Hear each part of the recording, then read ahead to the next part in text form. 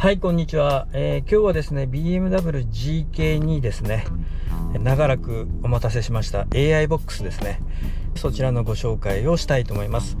以前からですね、これ使えますよみたいな形で AI ボックスの紹介をしてたんですが、なかなか時間が取れなくてですね、検証とか、できなかったので、皆さんにお伝えすることができなかったんですが、いよいよ接続ができましたので、そちらのご紹介ですね。もうだいぶ前にですね、ショート動画で紹介しましたので、ご自身で購入されている方も多いとは思うんですが、僕の方からですね、改めて、ご紹介をしたいと思います。今回取り付けた AI ボックスがこちらですね。プレイ AI ボックスと、こういうタイプのものなんですが、この横に SIM と TF、SD カードですね。マイクロ SD ですかね。を差し込むことができます。で、裏がこんな感じですね。で USB Type-C ですかね、そちらのケーブルが付属してるんですが、それを、コンソール内の USB に、接続してもらって、実際は映像を映すという形ですね。でこちらですね、 SIM カードが刺さってるんですが、僕の動画を見てくれた方がですね、いろいろコメントを書いていただいているように、残念ながら携帯をテザリングしてネット関係を見ることはできません。あくまでもこちらはですね、SIM を契約してもらうことによって接続できるようになります。こちらのですねことについてはまた別に動画を上げようと思うんですが、まずはですね、SIM を挿した状態で設定ですね、そちらの方を見ていただきましょう。ちょっと分かりやすいように AI ボックスは、このように外に出しておきます。接続していると横のここの部分がですね LED が紫に光ったりするんですが、これが多分通信できてるっていうことなんだと思うんです。はい、それではちょっと見てもらいましょう。こちらが AI ボックスですね。 AI ボックスの映像ですね。iDrive のコントローラーでですね、こちらで選択することもできるんですが、Chrome だとか、Netflix、Spotify、Disney プラスとかですね、ミュージックっていうのは僕が今 Bluetooth で接続しているので、こちらが、流れます。まずはですね、設定の仕方ですね、そちらからいきましょう。ここの一番左、これをですね開いてもらうとアプリ画面になります。アプリ画面に行ってですね、ここに設定というボタンがあるんですが、本来これは設定ボタンがありません。設定ボタンに入ることによってネットワークの設定をしていくんですが、一番最初購入した時はですね、この設定のボタンがありませんので、この左から3つ目、これを触ってもらうと、このモバイルデータ Bluetooth レイアウト設定、 Bluetooth 今接続になってますけども、こちらのクイック設定からシステム設定に切り替えてください。次にですね、ここのエンジニアリングモードですね、これをタップしてもらうとエンジニアリングモードのパスワードを要求されますので、ここは1868になります。こちらを入れてもらってチェックですね。そうするとこのようにですね、一番最初の設定の画面のところ、アプリのところのオンオフにするっていうものがあるんですが、ここ設定ありますよね。これを最初の状態はオフになってます。オフになってるとさっきの画面のところで設定のここのアイコンが出てきませんので、エンジニアリングモードからこれをオンにしてあげてください。今もうオンにしてるので一応タップはしませんけども、他例えば表示したくないものがあればオフにしてもらえばですね、表示は消えます。ここまでいったらですね、新たに設定のアイコンが出現しますので、そして設定を押してもらいますね。で次にネットワークとインターネットですね。Wi-Fi はオフ、これが正常です。いずれもしかしたら、テザリングでできるようになるのかもしれませんけど、これはオンにはなりません。で、モバイルネットワークも今回は僕は B モバイルのドコモを使ってます。モバイルデータはオンにしといてくださいね。ここのモバイルネットワークのここの詳細設定をタップしてもらいます。そうすると有線ネットワーク、一番下まで行ってもらうとアクセスポイント、ここに行ってもらうと今ここ一番上にあるのがですね、僕の B モバイルの設定なんですが、ここを仮に開いてもらうとこのように設定があります。でこれは一番最初の設定なんですけど、これはいじらないようにしてください。新たにですね、ここのプラスからアクセスポイントを追加してもらう形になるんですが、ちょっと開いてもらいますね。そうすると名前であるとかユーザー名、パスワード、その他もろもろですね、SIM を契約した時にですねもらえる設定のですね APN とユーザー名とパスワード、名前だとか、認証タイプっていうのは任意なのでなくてもいいみたいなんですが、最低でも3箇所は入力していただくということになるようです。ドコモとか、ソフトバンクっていうのはそのまま SIM を入れると自動的に認証して使えるようなんですが、僕は B モバイルのドコモなんですけど、その辺がうまくできませんでした。なのでもし SIM を入れてですね繋がらなかったら、一度ここのアクセスポイントの編集ですねをやってみてください。ここ編集をしてもらうと必ずここの保存ですね、保存をしてもらわないと記憶しませんので、今保存してありますのであえて押しませんけど、これで一旦元に戻ります。ここをですね優先順位を決めることになるんですが、今新たに設定したものが緑色になってると思うんですけど、押してもらうと切り替わりますので、契約された今設定したアクセスポイントをですね有効にしてください。で戻ります。これで、セットアップは完了です。で一番最初に戻ってみますね。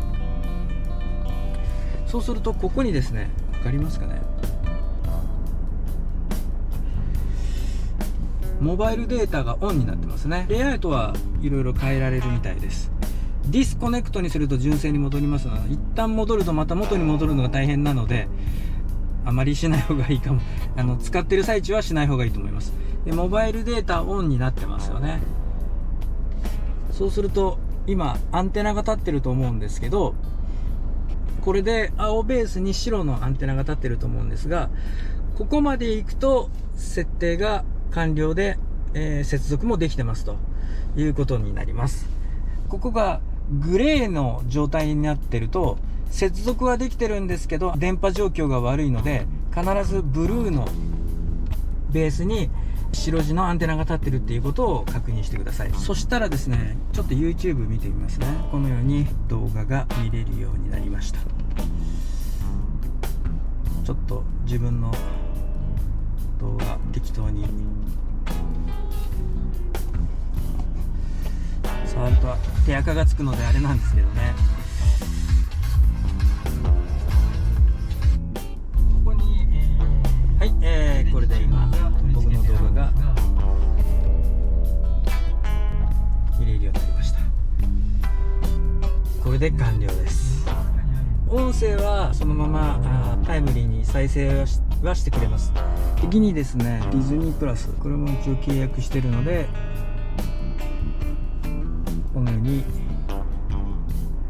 見るようになります。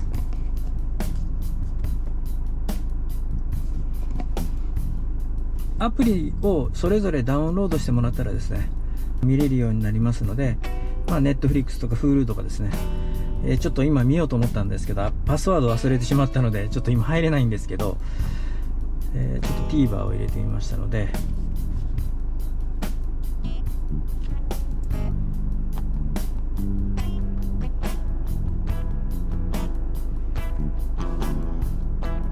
なんか適当に流してみますね。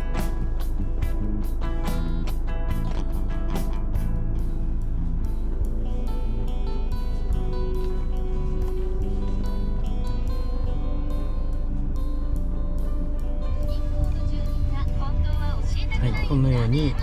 見るようになります。ただですね、現行の GK の iDrive は MGU というタイプになりましたので、やはりですね、ちょっと声が遅れて再生されます。これはインターフェースをつけた時もそうなんですけど、これはもうどうしようもないんですよね。約 0. 何秒ちょっと口からずれている形で音声が流れますので、インターフェースの場合は映像を送らすことによって音声と追随さすようになってるんですけども、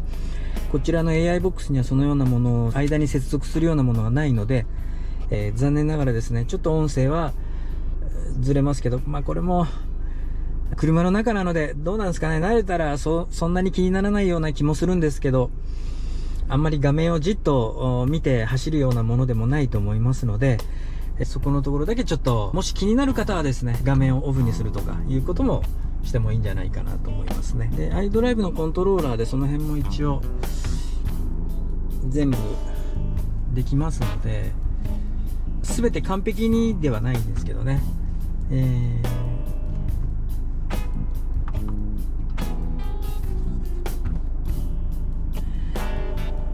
で、Bluetooth もですね、ここから接続してもらっていけば、このように Bluetooth ミュージックも再生できるんですけど、これも純正がもともとあるので、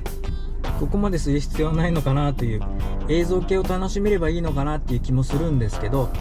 とにかく結局はアプリをですね、Android モニターと一緒でアプリをダウンロードしてもらえば使いやすくなると思いますので、いろいろダウンロードしてみて使ってみられたらいかがでしょうか。ちょっと簡単にではあるんですが、BMW 専用の AI ボックスが使えるようになりましたということで動画上げさせてもらいました。ちなみに今ですね、僕が購入した時には3万6000円とか3万8000円ぐらいしたんですけど、今ちょっと安くなって3万円切って2万9000円ぐらいだったかなに価格は変わってますね。ただどうしても SIM を契約してですね、中に入れ込んで設定をして別でやっぱり料金がかかるっていうことになりますので、気になる方はですね、将来的に多分テザリングができるやつも発売されるとは思うんですけど、気になる方はそちらを待たれたらいいと思いますし、最近の格安 SIM っていうのはですね、使わなければほぼ基本料金の200円ぐらい、使っても上限が3000円ぐらいっていうやつもありますので、そういうのでいろいろやってみられたらいかがでしょうか。ただですね、ぶっちゃけ言いますと、この AI ボックスも再生帯域がですね、歯抜け状態になってます。なので SIM カードもですね、得て増えてという場所があるはずっていうかあると思うんですね。ちなみに今僕はドコモで契約したんですけど、ドコモはやっぱり、状態があんまり良くないみたいで、うちの方ではソフトバンクの方が良かったかもしれません。なので帯域のバンドを確認してですね、 SIM の契約をされて使われたらいいと思います。SIM まで契約してそんな YouTube を車の中で見ることはないよって言われればそれまでなんですけど、将来的に多分必ずここまでできてるんで、テザリングはできると思いますが、僕が思うに BMW に乗ってらっしゃる方はやっぱり新しいもの好きであるとか、メカ好き、もしくは、カメラが好きとかですね、そういう機械的なものが好きな方が多く感じられます。